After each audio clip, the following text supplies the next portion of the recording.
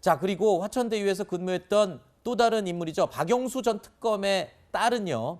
올해 6월에 화천대유 소유의 아파트를 분양받은 것으로 알려지면서 또 논란이 일고 있었죠. 박영수 전 특검 측은 법적으로 아무 문제가 없이 받은 분양이었다라는 해명을 내놓았습니다. 하지만 이 국민들의 감정은 뭐 그렇지가 않은 것 같습니다. 이에 대한 잡음도 계속 인터넷에서 계속 나오고 있습니다.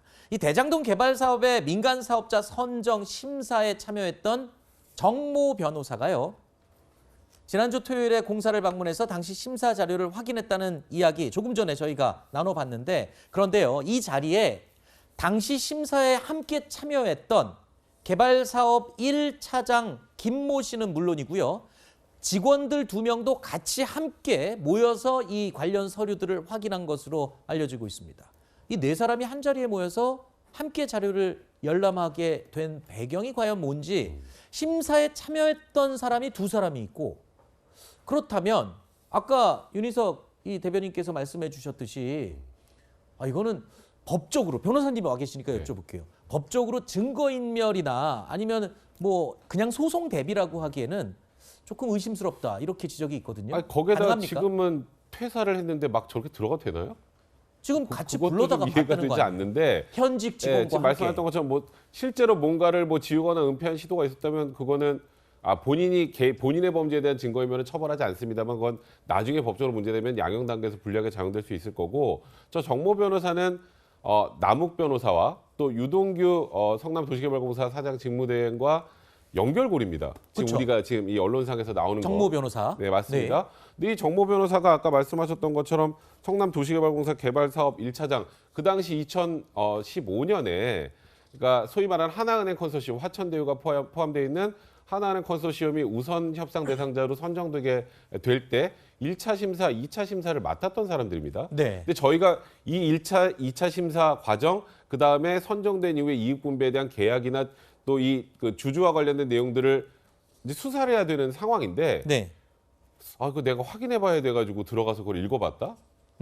그거는 저희가 이제 일반적인 상황에서 납득할 수 있는 상황은 아니고요. 그래서 보통 변호사로서 사건, 이런 관련 사건들을 수임했을 때 이 정도의 정보에 접근할 수 있는 권한이 있다. 그럼 변호사로서 이 소송을 임할 때 굉장히 유리한 입장을 취할 수 있습니다. 내가 이때 이렇게 해가지고 심사를 했구나. 이때 심사 기준이 뭐였구나. 아하. 이건 이렇게 대비를 하면 되겠네라고 충분히 할 수 있기 때문에 지금 저 행동이 법적으로 처벌받을 행동이 아닐지라도 네. 굉장히 부적절하고 이것도 문제가 좀 있는 그런 상황이라고 봐야 될 것 같습니다. 자, 지금 이 말씀을 나누고 있는 이 정모 변호사와 관련된 논란이 또 있습니다. 이 정 변호사는요, 공공부문과 민간부문의 메신저 역할, 그러니까 유동규 전 성남도시개발공사 사장 직무대리, 이 대장동 사업을 다 설계한 것으로 알려진 사람, 이 유동규 씨와 그리고 이 천화동인 4호의 실소유주 남욱 변호사의 후배입니다.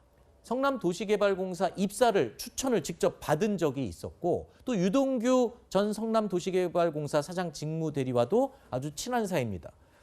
이렇게 되면 지금 인간관계 구조를 보면 대변인님, 점점 더 이재명 지사 쪽으로의 연결고리가 하나씩 다 다가가는 거라는 생각이 드는데 무리입니까? 그게 당연한 해석이죠. 지금 유동규라는 사람을 중심으로 해서 민간 쪽이라고 해서 딱 이재명 지사 쪽에서 딱 선을 칸을 치지 그었었죠. 않습니까? 예. 근데 그 중간에 정모 변호사라는 사람이 있단 말이에요. 지금 밝혀진 사실, 뭐 대학 후배기 때문에 가깝다 이런 것을 떠나서 또 다른 얘기들이 나오는 거를 보면은 정모 변호사가 재직을 하던 중에 업체를 하나 만들었는데, 네. 그 업체에서 채용 공고를 내서 그것을 대행한 업체가 하나 있다. 그 업체가 전화번호가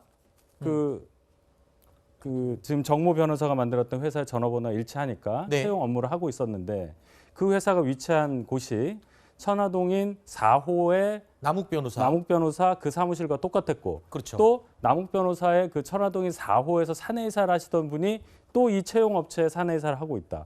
완전히 연결이 그냥 한 통속으로 돼 있는 거 아니겠습니까? 그런 것까지 확인을 해보면은 결국은 모든 것을 다 서로가 합의한 상태에서 같은 뜻을 갖고 같이 움직인 한 몸통이라고밖에 생각할 수 없는 것이죠. 하지만 유동규 전 성남도공 이 사장 직무대행은 이 부분에 대해서도 본인은 그 민간 쪽, 그러니까 남욱 변호사나 이 화천동인 천대유. 화천대유 죄송합니다. 천화동인 화천대유 이쪽과는 무관하다라고 계속 주장을 하고 있는 상태입니다. 자, 일각에서는요, 수사가 제대로 진행될지에 대한 우려도 나오고 있습니다. 대장동 개발 사업 특수목적법인인 성남의뜰 초대 대표도 이 같은 생각을 하고 있는 것 같은데요. 초대 대표를 지낸 이 최모 씨라는 분은요, 수사가 아마 쉽지 않아 보인다라면서 이런 말을 했습니다. 이미 몇 천억 원의 돈을 다 발라놨는데 과연 저거 수사가 되겠냐? 이런 말을 이 관계자에게 했던 것으로 확인이 되고 있습니다.